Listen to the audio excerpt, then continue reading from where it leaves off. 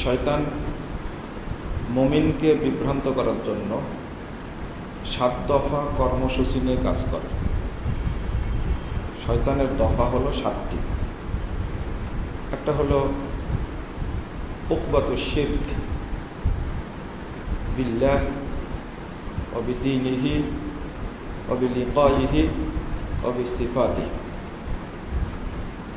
অর্থাৎ শয়তান মুমিনকে কাফের, মুশরিক বা বেদিন বানানোর চেষ্টা করে। এটা প্রথম কর্মসূচি তার। এই জন্য অধিকাংশ মানুষ শিরকের সাথে জড়িত। মানে এর উদাহরণ হলো ইমাম ইবনুল কাইয়িম রাহিমাহুল্লাহ, তিনি বলছেন ঈমান নষ্ট করে শয়তান এমনভাবে, যেমন একটা লোকের কাছে একটা গোস্তের টুকরা আছে, তো আর একটা কুকুর তার পাশে ঘুরছে,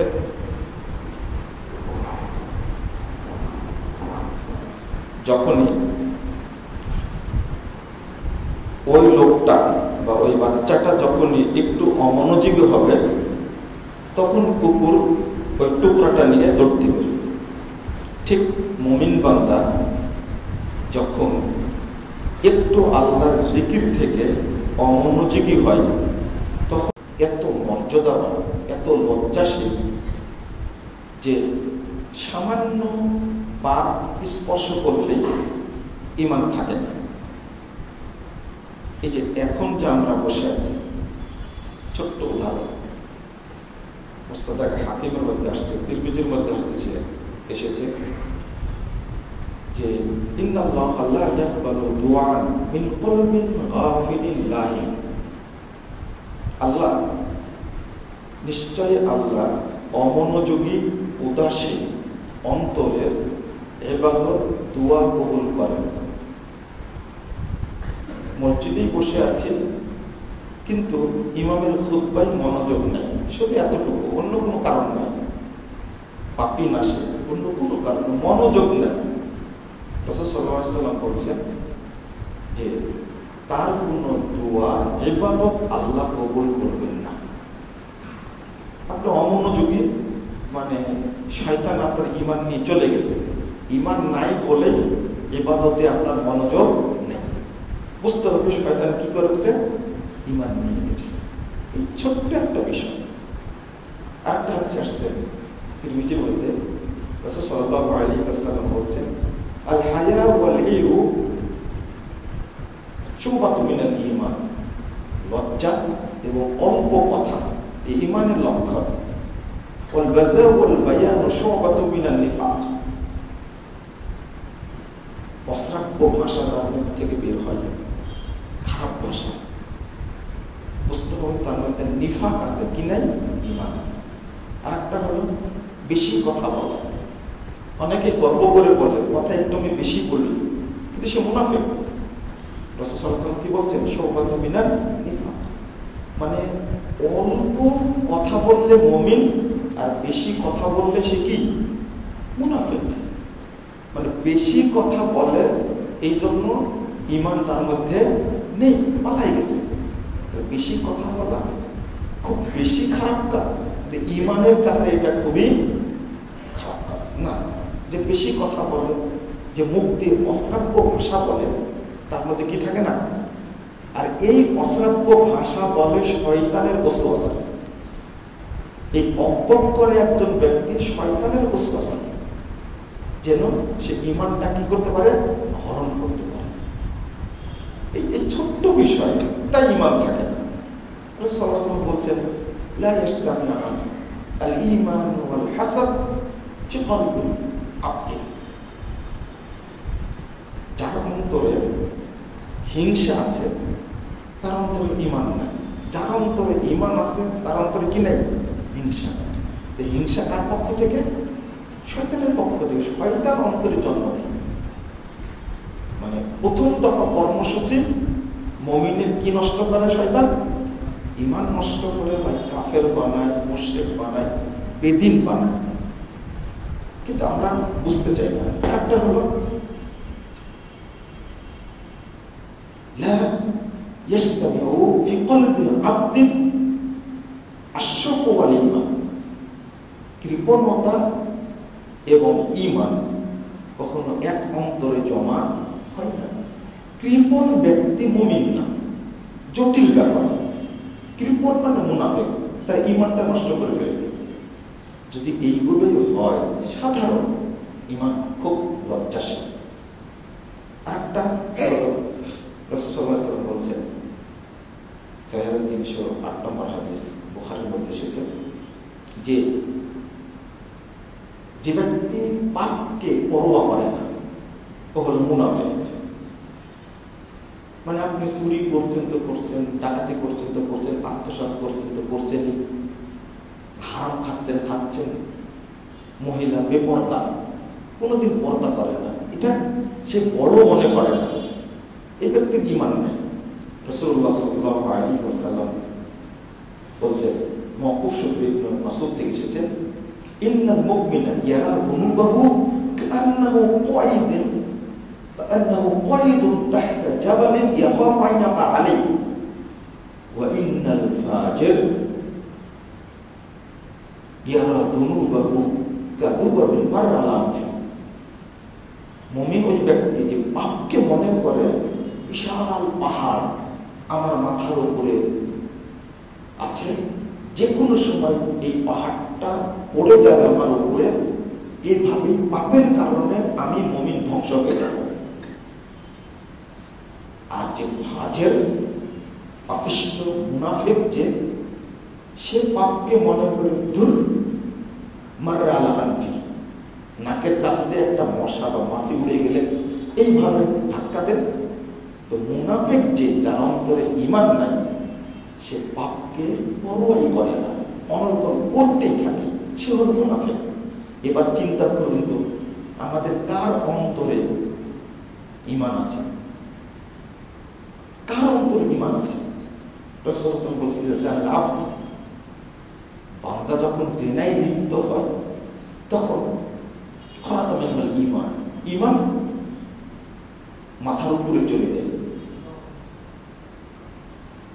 সে মাথার উপর একটা দোল্লা ছায়া করে থাকে।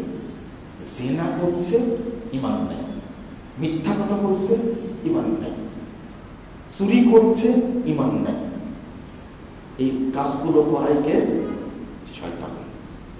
ও ঈমানটা নষ্ট করার জন্য।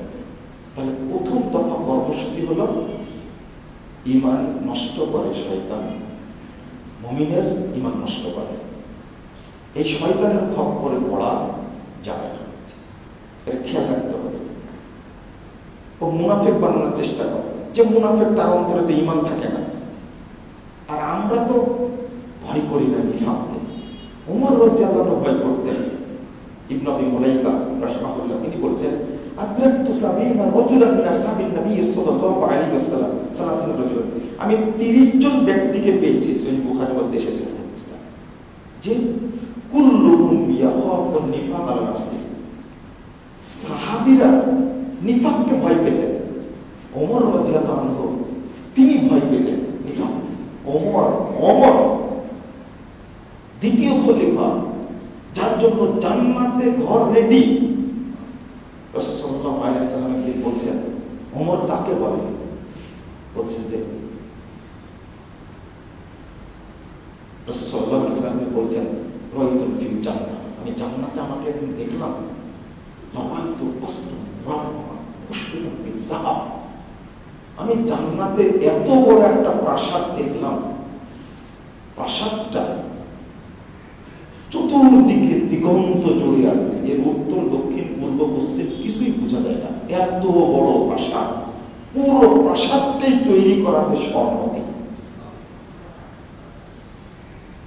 এই প্রাসাদের পাড়তে লেক আছে, মহিলা পানি দিলাম যেগুলি বানাদার প্রাসাদ, এই এটা কার জন্য তৈরি করেছে বলো তো? ওদের আরবি একজন ব্যক্তির জন্য তৈরি করেছে। আনারানি আমি তো আরবি, তুমি বলো কার জন্য তৈরি করেছে? তো কুরাইশ, ওই ব্যক্তি কুরাইশ বংশ, আনা কুরাইশ, লিমান হাযাল মাসজিদ। আরে আমি তো কুরাইশ, তুমি বলো কার জন্য তৈরি করা হয়েছে? তো মহিলা বলছে, উত্তর দিচ্ছে, রাসূল সাল্লাল্লাহু আলাইহি ওয়াসাল্লাম মন থেকে চাচ্ছেন বলুন এই প্রাসাদটা মুহাম্মাদের। এর আগের হাদিসে আসছে, ইন্নী যানানতু আন্নাহা তাকুল লিরাজুলিন শাবিন ওয়ানা। আমি খালি ধারণা করছি মহিলা বলবে এই প্রাসাদটা একজন যুবকের, সেই যুবক হব আমি মুহাম্মদ। এরপরে আবার জিজ্ঞেস করতে, লিমান হাযাল মাসজিদ, আর কুরাইশি তো আমিও, বলো কার জন্য তৈরি করেছে? হুয়া মিন উম্মতি মুহাম্মদ সাল্লাল্লাহু আলাইহি ওয়াসাল্লাম। বলছে এটা মুহাম্মাদের উম্মতের একজন। বলছে আনা মুহাম্মাদুন লিমান হাযাল মাসজিদ, তুমি বুঝোনি আমি তো নিজেই মুহাম্মদ। তখন মহিলা বলছে, হুয়া মিন উম্মতি মুহাম্মদ সাল্লাল্লাহু আলাইহি ওয়াসাল্লাম ওমর ইবনে খাত্তাব। তোমার জন্য না, এটা ওমর ইবনে খাত্তাবের জন্য তৈরি করা হয়েছে। রাসূল সাল্লাল্লাহু আলাইহি ওয়াসাল্লাম চাইলেন ঘরটা দেখবেন, এই প্রাসাদটা দেখবেন, ফাযাকারতু বাইনাতাক। এই বক্তব্য দিচ্ছেন ওমর রাদিয়াল্লাহু আনহুর কাছে, ফাযাকারতু বাইনাতাক। ওমর, তোমার ব্যক্তিত্ব আমার স্মরণ হয়ে গেছে। তখন দাঁড়িয়ে গেলাম, আর ঘরটা দেখা হলো না। ওমর রাদিয়াল্লাহু আনহু ফাযাকা ওমর ক্বাল, ওমরের জন্য কাঁদতে লাগলেন, বলছেন, আগারু আলাইহি ইয়া রাসূলুল্লাহ, আপনার কাছে আমার কোনো ব্যক্তিত্ব আছে, আপনি দেখলেন না কেন?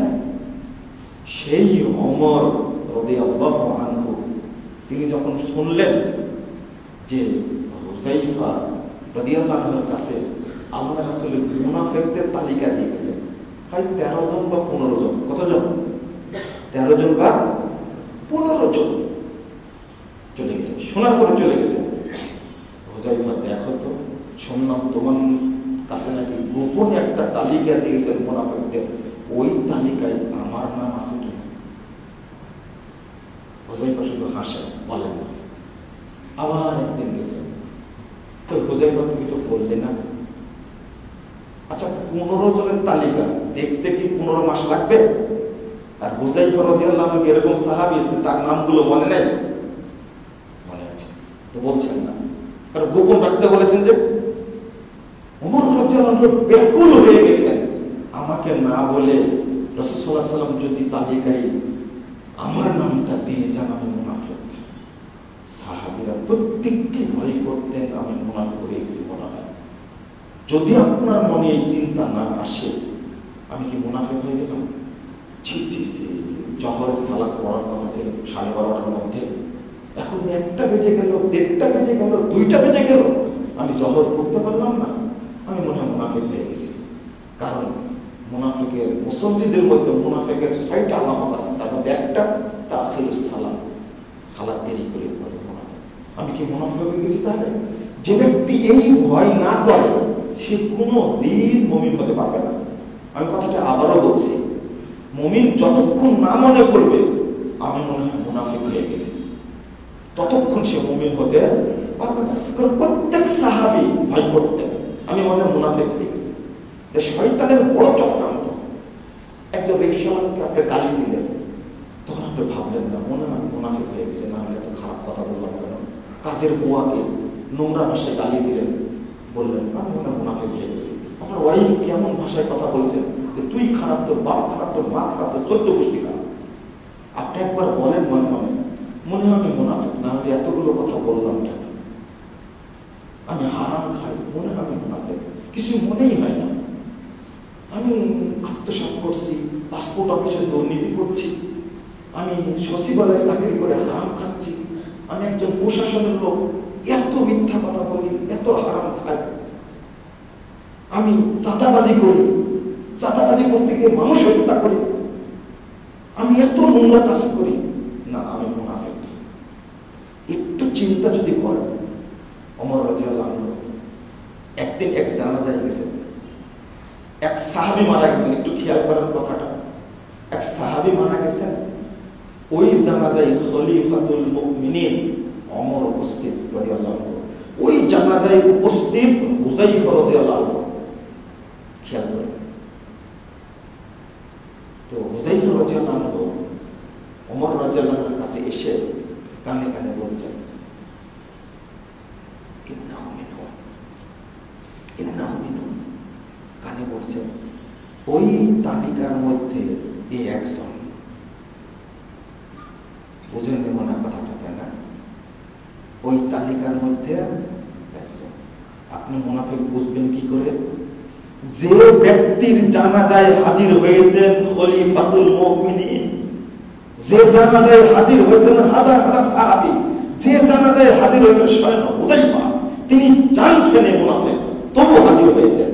তাহলে কত ব্যক্তিত্ব সম্পন্ন ব্যক্তি, অথচ সে কি মুনাফিক। তাহলে আমি আপনি কি নিজেকে মুমিন মনে করি? মানে আমি মনে হয় বোঝাতে পারলাম না। কত ভারী ব্যক্তি, কত মর্যাদাবান ব্যক্তি, যার জানাজায় শরীক হয়েছেন কে? আমার খলিফা। যার জানাজায় বড় বড় সাহাবী উপস্থিত হয়েছে, যার জানাজায় উপস্থিত স্বয়ং হুযায়ফা। হুযায়ফা ভাবছে মুনাফিক আমি জানি, কিন্তু জানাজায় না গেলে, এত বড় একজন সাহাবীর জানাজায় না গেলে আমার ইজ্জত থাকবে না। তাও গেছেন জানাজায়, ইন্নাহু মিনহুম, এই কিন্তু তাদের অন্তর্ভুক্ত। ঘটনা কি জানেন? সে মুনাফিকের অন্তর্ভুক্ত, এটা ওমর রাদিয়াল্লাহু আনহুর বড় কথা না। তিনি বলছেন নাশাদতুকাল্লাহ, শোনো হুযায়ফা, আজকে তোমাকে আল্লাহ কসম দিয়ে বলছি আমিনহুম, আরে আমি কি তার মধ্যে কিনা? ও যে মুনাফিক, এটা নিয়ে ওমর রাদিয়াল্লাহু আনহুর কোনো চিন্তা নেই। তিনি বলছেন আল্লাহ কসম দিয়ে বলছি আনা মিনহুম, আজকে তোমাকে বলতেই হবে আমি কি তাদের অন্তর্ভুক্ত কিনা। দেখেন আল্লাহ, ওমর রাদিয়াল্লাহু আনহু, আমি অন্তর্ভুক্ত কিনা। যাকে দেখে শয়তান পালাতো, যে রাস্তায় ওমর চলে সেই রাস্তায় শয়তান চলতো না, অথচ সেই ওমর রাদিয়াল্লাহু আনহু মুনাফিক, এই নিফাককে ভয় করছেন। তখন মুস্কি হাসি হুযায়ফা বলছেন লা আনতা মিনহুম, আপনি তাদের অন্তর্ভুক্ত। যেহেতু একটা প্রকাশ করে দিয়েছেন হুযায়ফা, এবার ওমরেরটা কি করে দিলেন? প্রকাশ করে দিলেন। সুবহানাল্লাহ ওয়া বিহামদিহি। এত ভয় করত নিফাককে, আর আমরা মুনাফিককে ভয় করি না, নিফাককে ভয় করি না। আল্লাহ যেন আমাদেরকে বোঝার তৌফিক দান করেন। আল্লাহ যেন আমাদের মুনাফিকদের এই অবস্থা থেকে মুক্তি দান করেন। আমাদের অন্তরে যেন নিফাকের কোনো আলামত না থাকে, বলুন আমিন।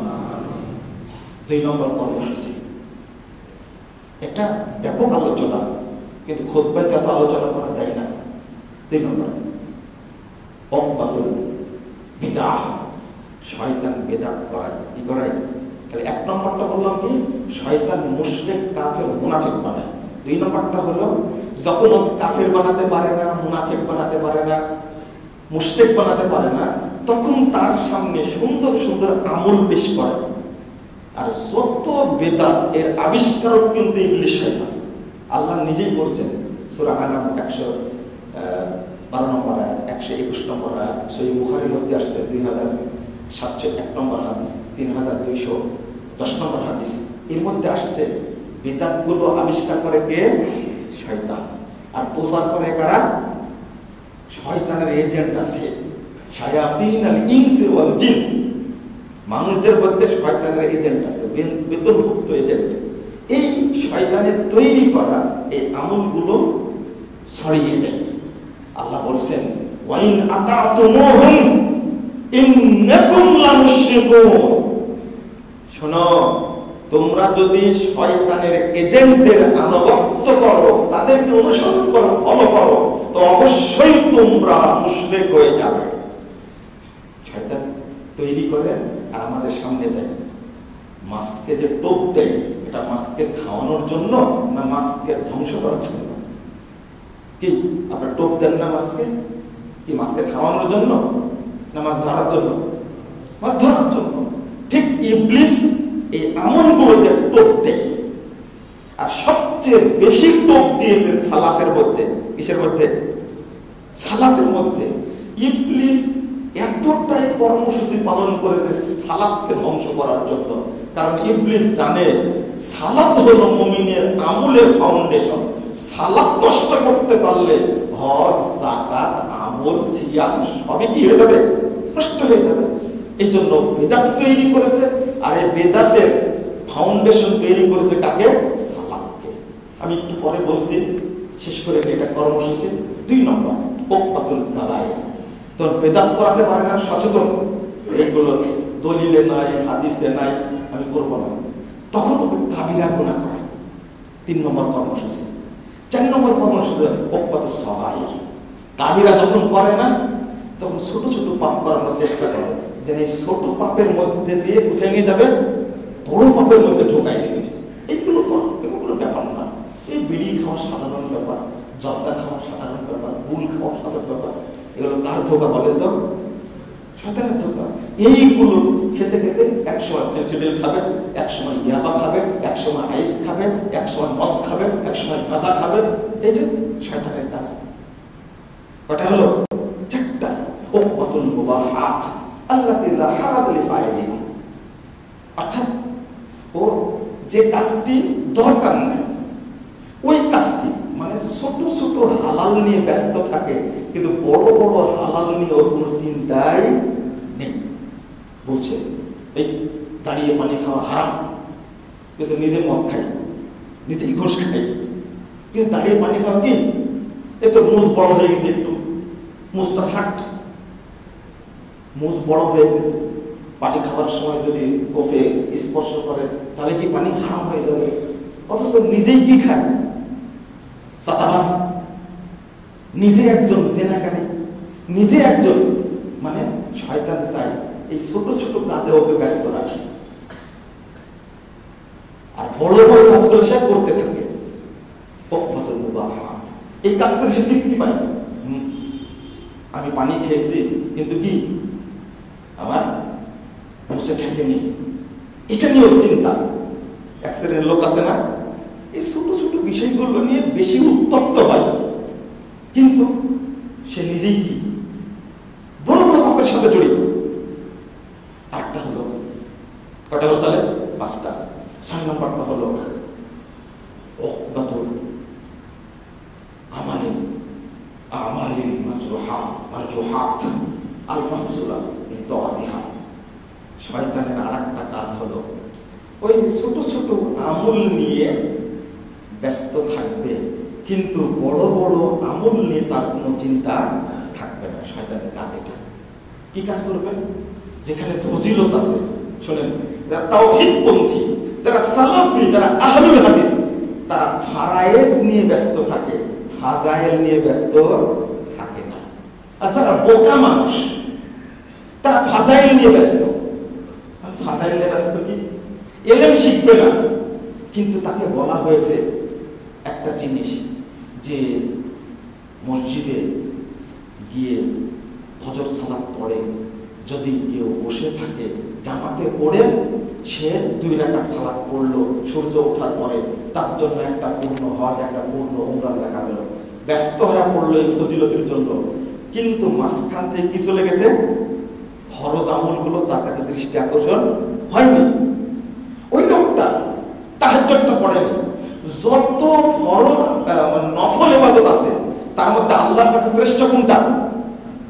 তাহাজ্জুদ না? আফসালুস সালাত বাদাল ফারিদা সালাতুল লাইল।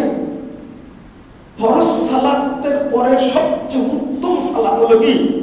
তাহাজ্জুদের সালাত। তাহাজ্জুদের সালাত না ওর চিন্তা ভাবনা নাই। ও চিন্তা ভাবনা কি? ওর চিন্তা ভাবনা ছোটখাটো বিষয়। লা হাওলা ওয়ালা কুওয়াতা ইল্লা বিল্লাহ। আরেকটা হলো এখানে বলে দিই, তাও ফজিলতটা সহি হলে না ভালো হয়। সব জাল ফজিলত। কি জাল ফজিলত? যে একবার সুবহানাল্লাহ বললে 49 কোটি নেকি হয়, অথচ মিথ্যা কথা এটা। রাসূল সাল্লাল্লাহু আলাইহি ওয়াসাল্লাম বলেছেন, কেউ যদি সুবহানাল্লাহ একবার বলে তাহলে ওই ব্যক্তি এত নেকি পাবে, 7টি আসমানে যত জায়গা আছে, 7টি জমিনে যত জায়গা আছে, আল্লাহ সমস্ত জায়গা নেকিতে পূর্ণ করে দিবে। সহিহ মুসলিমের হাদিস। কিন্তু বলছে সুবহানাল্লাহ বলে কত নেকি হয়? 49 কোটি। তো 49 কোটি নেকি দিলে আপনার কংসাল ভরবে? এটা মিথ্যা কথা। আর কত যে ফজিলত মিথ্যা কথা আছে, আপনাকে কোনটা বলবো? কেউ যদি দাওয়াতি কাজে 1 টাকা দান করে, তার জন্য 90 বছরের পাপ ক্ষমা হয়ে যায়। মিথ্যা কথা। যে ব্যক্তি জুমার দিনে আসর পড়ে 80 বার দরুদ পড়বে বা 40 বার দরুদ পড়বে, তার 80 বছরের পাপ ক্ষমা হয়ে যাবে। মিথ্যা কথা। তাহলে এইগুলো কাজে রাখছে কে? কে কাজে রাখছে? শয়তান। 3 নম্বরটা হলো উকবাতু তাসলিতে জুনুদিহি আলাইহি। যখন কোনোটাতে পারে না, তখন ইবলিস তার সমস্ত বাহিনীকে ওর উপরে লেলিয়ে দেয়। 7 নম্বর কর্মসূচি, যখন পারে না, ওর যত বাহিনী আছে সবগুলো লেলিয়ে দেয় মুমিনের উপরে, যে একে তোরা ধ্বংস কর, সবাই লেগে যায় তার উপরে। লা হাওলা ওয়ালা কুওয়াতা ইল্লা বিল্লাহ। এটা হলো শয়তানের কর্মসূচি। আমি যেটা বলতে চেয়েছিলাম যে শয়তান সবচেয়ে বেশি ভূমিকা পালন করে কোন জায়গায়? কোন জায়গায়? সালাতের ক্ষেত্রে। কারণ দেখেন, আল্লাহু আকবার, আপনাকে কিভাবে বলি, রাসূলুল্লাহ সাল্লাল্লাহু আলাইহি ওয়াসাল্লাম বলছেন যে আল্লাহ রাব্বুল আলামিন বলছেন শয়তান তার আমলগুলোকে সুন্দর করে উপস্থাপন করে। সুন্দর করে, যেমন শয়তানের উপস্থাপনা ধোঁকা দেওয়ার জন্য। একজন বক্তা বলছে, যে ব্যক্তি স্ত্রীর নিচের ঠোঁটে চুমু দেয়, আল্লাহ তাকে একটা কবুল উমরার নেকি দেয়। সুবহানাল্লাহ বললেন না? কিন্তু এটা একটা টাটকা মিথ্যা কথা। কিন্তু এখানে আপনারাও খুশি, মহিলারাও খুশি, বক্তা হাদিয়া পেয়ে সেও খুশি, মজার ব্যাপার। কিন্তু শয়তান এটা এমন ভাবে উপস্থাপন করেছে, কেউ যদি স্ত্রীর হাত ধরে কোন স্বামী, তাহলে স্বামীর যত পাপ আছে সব ক্ষমা হয়ে যায়। স্ত্রী যদি স্বামীর দিকে একবার তাকায়, তাহলে স্ত্রীর যত পাপ আছে সবই আল্লাহ ক্ষমা করে দেয়। কথা কিন্তু একটু মজার মজার কথা, কিন্তু কথাগুলো কার? শয়তান। আল্লাহ বলছেন সূরা মুহাম্মদের মধ্যে,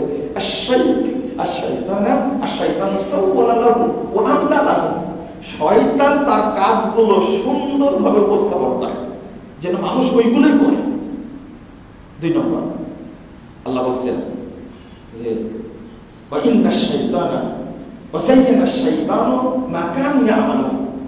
শয়তান তার লোকেরা, তার শয়তানের আসর যারা পেয়েছে, তারা যে কাজগুলো করে সেইগুলোকে সুন্দরভাবে উপস্থাপন করে।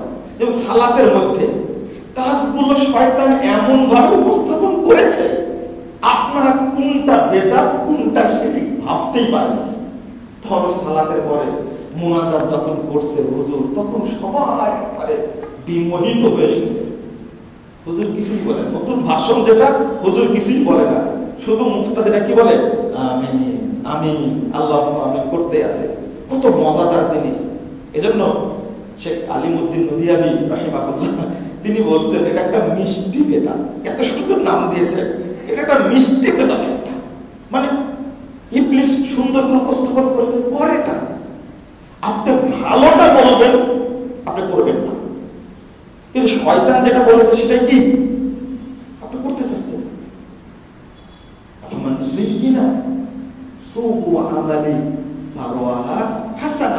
আল্লাহ বলছেন তার জন্য এই শয়তান খারাপ কাজকে ভালো করে উপস্থাপন করেছে। সে নিজে এখন ভালো মনে করছে, তাই তো এটাই তো সুন্দর। সালাতে দাঁড়ানোর আগেই বলছে নামাইতু আন উসাল্লিয়া লিল্লাহি তাআলা আরবা রাকাতান মিনাজ যুহর। কত সুন্দর, এটাই মুখস্থ করেছে সারা বাংলাদেশের মানুষ। শয়তান মুখস্থ করেছে, শয়তান কি জন্য? সালাতকে কি করার জন্য? নষ্ট করার জন্য, ধ্বংস করার জন্য। বেদাত জিনিসটা কার তৈরি? শয়তানের তৈরি। এটা পবিত্র না অপবিত্র? ওযুর মধ্যে বেদাত তৈরি করেছে ওযু নষ্ট করার জন্য। আল্লাহ বলছেন যে আল্লাহর কাছে উপস্থাপন করা হয় সৎ আমল, যেটা ইয়ারফাউ ইয়াসআদু ইলাইহিল কালিমুত তাইয়্যিব ওয়াল আমালুস সালিহ। আল্লাহ বলছেন আল্লাহর কাছে পৌঁছে পবিত্র কথা এবং সৎ আমলটা। আচ্ছা আপনারা বলেন তো, আল্লাহ বলছেন সূরা মুহাম্মদ 33 নম্বর আয়াত। আল্লাহ বলেছেন, ইয়া আইয়ুহাল্লাযীনা আমানু আতিউল্লাহ ওয়া আতিউর রাসূল ওয়া লা তুবতিলু আমালাকুম। যখন আপনি সুন্নাতের সাথে শরীয়তের সাথে শয়তানি আমল যোগ দিলেন, তখন নষ্ট হলো কোনটা? শয়তানি আমল না সুন্নাতি আমল? পানির মধ্যে পেশাব দিলে পানি নষ্ট হয় না পেশাব নষ্ট হয়? কি নষ্ট হয়? পেশাব তো নষ্ট। শয়তান এটাই চাই তার সালাতটা নষ্ট করতে, ওযুটা নষ্ট করার জন্য অনেক আমল বানাইছে। আর আমরা মনে করছি খুব ভালো খাবার।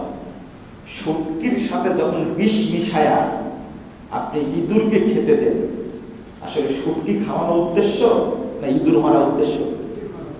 ইঁদুর মারা উদ্দেশ্য না? ঠিক শয়তান আমাদেরকে শুটকি দিয়েছে, এগুলো খা, খুব মজাদার আমলগুলো। সহিহ হাদিসের আমলটা আপনি মানতে চান না, মুহাম্মদ রাসূলুল্লাহ সাল্লাল্লাহু আলাইহি ওয়াসাল্লাম এমন ভাবে বর্ণনা করছেন, আযান থেকে নিয়ে সালাম পর্যন্ত, আযানের আগে থেকে। আমি হাদিসগুলো শুধু বলি, ইবাদত করতে গেলে সময় লেগে যাবে। এক নম্বর, আমাকে সে বলছেন আমরা একটাই শেষ করি, আপনার জন্য 5-10 মিনিট বেশি করে দেব, আমার তো নিবন্ধন টাইম অল্প টাইম, আমি আপনাদের একটু বিরক্ত করব। মুহাম্মদ রাসূলুল্লাহ সাল্লাল্লাহু আলাইহি ওয়াসাল্লাম তিনি ঘুমিয়ে থাকে, দেখেন শয়তান পিছনে লাগছে কি করে, তখন মাথায় 3টা কিট দেয় এবং গা টিপতে থাকে, বলতে থাকে লাইলান তাবিলান ফারকুত, লাইলান তাবিলান ফারকুত। গা টিপি আর বলে ঘুমা ঘুমা, রাত অনেক বড় অনেক বড়, মানে ফজর কাজা করা হয়। খেয়াল করেছেন আপনি? রাসূল সাল্লাল্লাহু আলাইহি ওয়াসাল্লাম বলেছেন যে এক সাহাবী বলছেন তো আজকে ফজর উঠতে পারে না, ফাকাত আসবাহ, সকাল করে ফেলেছে। বলে বালা শয়তানু ফি উযুলাইহি, শয়তান ওর 2 কানে মুতে দিয়েছে। আপনি ফজর পড়তে উঠতে পারেননি, তাহলে কে মুতেছে? 2 কানে মুতে শয়তান পেশাব করে আর গাল দিয়ে কি বেরিয়ে আসে। খেয়াল করছেন আপনাদের? 2 কানে পেশাব করে কেন? ওর কান আযান শুনতে পাইনি। রাসূল সাল্লাল্লাহু আলাইহি ওয়াসাল্লাম বলছেন আযান দেওয়া শুরু করে শয়তান সব মসজিদের আশ্রয় নেয়। আযান দিলে শয়তান এত জোরে দৌড় দেয়, শয়তান মানে বায়ু ছাড়তে ছাড়তে দৌড় দেয়, ওর কানে যেন আযান না যায়। আবার যখন একামত দেয় আবার ফিরে আসে, একামত যখন দেয় তখন আবার দৌড় দেয় শয়তান, একামত শেষ হয় আবার আসে, অন্তরে খটকা জাগে। রাসূল সাল্লাল্লাহু আলাইহি ওয়াসাল্লামকে এক সাহাবী আয়েশা রাদিয়াল্লাহু আনহা বলছেন, কদ হালা বাইনি ওয়া বাইনা সালাতি ওয়া কিরাত, শয়তান আমার সালাতের মধ্যে কিরাতের মধ্যে খুব ডিস্টার্ব করছে। তখন আল্লাহ রাসূল বলেন মুসল্লিদের জন্য একটা শয়তান নির্ধারণ করা আছে, তার নাম হলো খিনজাব বা খানজাব, খিনজিব, সব এবারতে আসছে, এর নাম হলো খিনজিব। ও সব সময় মানুষের শয়তান কি করে? শয়তান সালাত নষ্ট করে। আপনি কি বলবেন? শয়তান এতটাই ব্যস্ত সালাতকে নষ্ট করা, কিন্তু বান্দা আমরা বুঝি না। কারণ হলো রাসূল সাল্লাল্লাহু আলাইহি ওয়াসাল্লাম বলেন আউয়ালু মা ইউসাল্লু আবদু ইউহাসাবু বিহি সালাতু, কিয়ামতের দিন প্রথম হিসাব নেওয়া হবে সালাতের। আই কবিলা মিনহু কবিলা সাইরু আমালি, যদি সালাত কবুল হয়ে যায় তাহলে অটো সমস্ত আমলকে আল্লাহ কবুল করে নেবে, অটো কবুল হয়ে যাবে।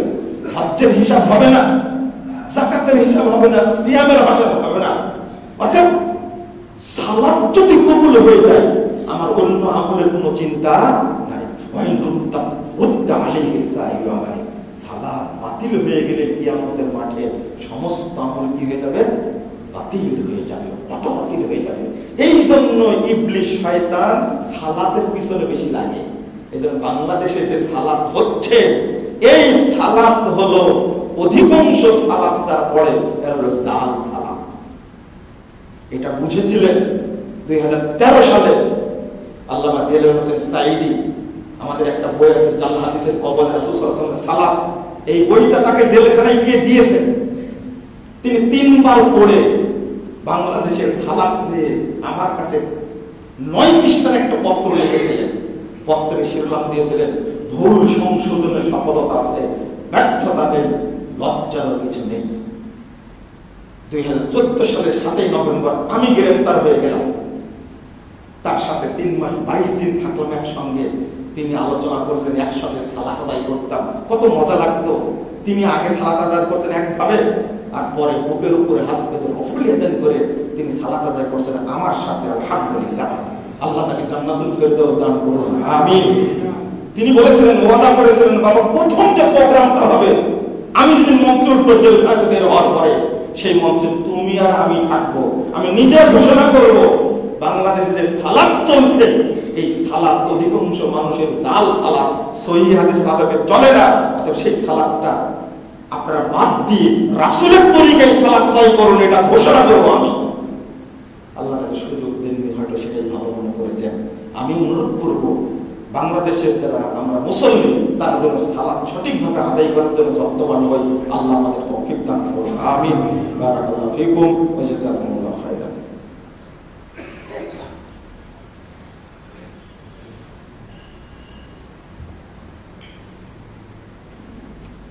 আলহামদুলিল্লাহ। আমি ছোট্ট কথাই বলি, রব্বুল আলামিন যেন মুসলিম উম্মাকে বিজয় দান করেন, আমিন। বিশেষ করে কিছুদিন আগে জয়লাভ করছে সিরিয়া, এই সিরিয়ার উপরে আক্রমণ শুরু করেছে ইসরায়েল। আপনারা অন্তর থেকে দোয়া করবেন আল্লাহ যেন এই ফিলিস্তিনে থাকা ইহুদিদেরকে ধ্বংস করে দেন, আল্লাহ যেন তাদেরকে পৃথিবী থেকে নিশ্চিহ্ন করে দেন, আমিন। আল্লাহ যেন সিরিয়াকে শক্তিশালী করেন, আমিন। আল্লাহ যেন মুসলিম দেশগুলোকে শক্তিশালী করেন, আমিন। আমি আপনাদের সাথে কুনুতে নাজিলা পড়ব, আমার সাথে আমিন আমিন বলবেন ইনশাআল্লাহ। সালাতের মধ্যে আল্লাহ যেন মুসলিম উম্মাহকে বিজয় দান করেন, আমিন। আল্লাহ